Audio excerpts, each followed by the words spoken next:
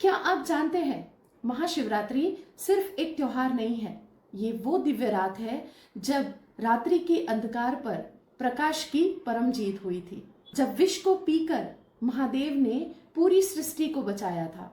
ये कहानी है त्याग की, तपस्या की और परम प्रेम की। शिव का मतलब है कल्याण और रात्रि का मतलब है अंधकार। वो रात जब जीवन के अंधकार को शिव के नाम से रोशन किया जाता है। पुराणों के अनुसार जब देवता और असुर मिलकर समुद्र मंथन कर रहे थे, तब आपको पता है पहली चीज क्या निकली थी? हलाहल विष।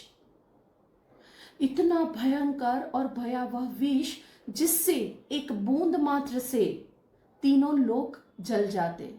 देवता ये दृश्य देखकर ब्रह्मा जी की ओर भागने लगे, लेकिन समस्या का समाधान एक ही था, हमारे प्यारे महादेव। सबने मिलकर शिव जी को पुकारा।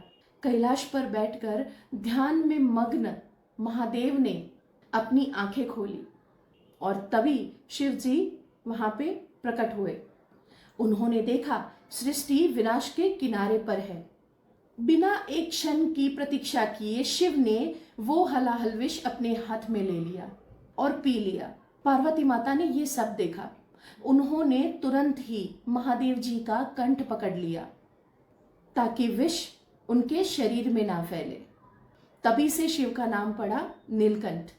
सोचिए, जो सबका दर्द अपने गले में ही रोक ले, पूरी सृष्टि के कल्याण के लिए जो अपने आप को भी आगे नहीं रखता, वही महादेव है, वही शिव है। इसीलिए उस रात्रि को शिवरात्रि कहा गया। ये रात इसीलिए भी पवित्र है कि उसी रात्रि को शिव और पार्वती माता का विवाह हुआ था। दूसरे शब्दों में कहें तो शिव और शक्ति का मिलन हुआ था। एक तरफ तप में लीन योगी और दूसरी तरफ शक्ति स्वरूपा मां पार्वती।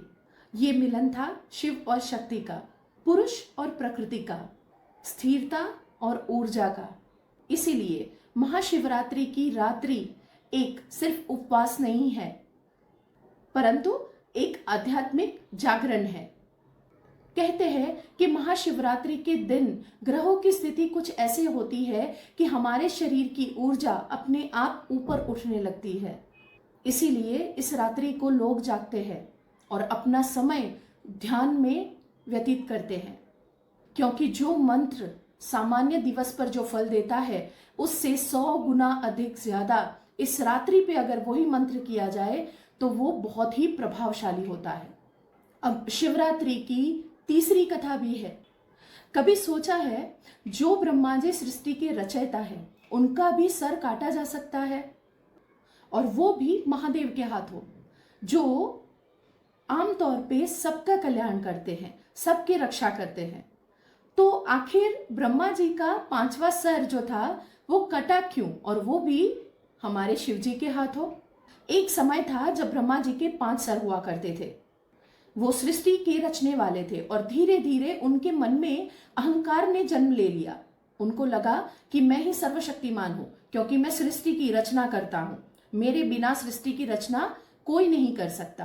तभी शिव प्रकट हुए, शांत, स्थिर, पर फिर भी सर्वशक्तिमान। शिव जी ने ब्रह्मा जी को बहुत समझाया कि अहंकार ही पतन का बीज होता है, लेकिन ब्रह्मा जी ने एक नहीं सुनी। ऊपर से उन्होंने शिव जी को तुच्छ कह दिया। धीरे धीरे शिव जी का स्वरूप बदलने लगा। शिव जी की भ्रूण से एक भैरव प्रकट हुआ, काल भैरव। आंखों में अग्नि, हाथ में त्रिशूल, चेहरे पर प्रलय का संकल्प। एक पल में काल भैरव ने ब्रह्मा जी का 5वां सर उनके धड़ से अलग कर दिया। सृष्टि सुन्न हो गई, पर ये अंत नहीं था। ब्रह्मा जी एक ब्राह्मण थे। जैसे ही वो सर कटा, उनकी खोपड़ी भैरव के हाथों से चिपक गई। ये था ब्रह्म हत्या का दोष। शिव जी को स्वयं भिक्षुक बनना पड़ा। भैरव रूप में वो ब्रह्मांड में घूमते रहे जब तक पाप का प्रायश्चित पूरा नहीं हुआ। और काशी में जाकर शिव जी के हाथों से ब्रह्मा जी की जो खोपड़ी थी वो अलग हुई और यही खत्म हुआ ब्रह्म हत्या का दोष। और इसीलिए काशी को मोक्ष की नगरी कहा जाता है। और वो रात थी महाशिवरात्रि। महाशिवरात्रि की रात सिर्फ एक उपवास की रात नहीं है, लेकिन हमें ये भी याद दिलाती है कि चाहे ब्रह्मा जी ही क्यों ना हो, जिन्होंने पूरी सृष्टि की रचना की थी, लेकिन अगर उनके माथे पर भी अहंकार चढ़ जाता है, शिव जी उन्हें भी नहीं बख्शते। क्योंकि शिव जी को निर्दोष प्रेम, निर्दोष भक्ति पसंद है।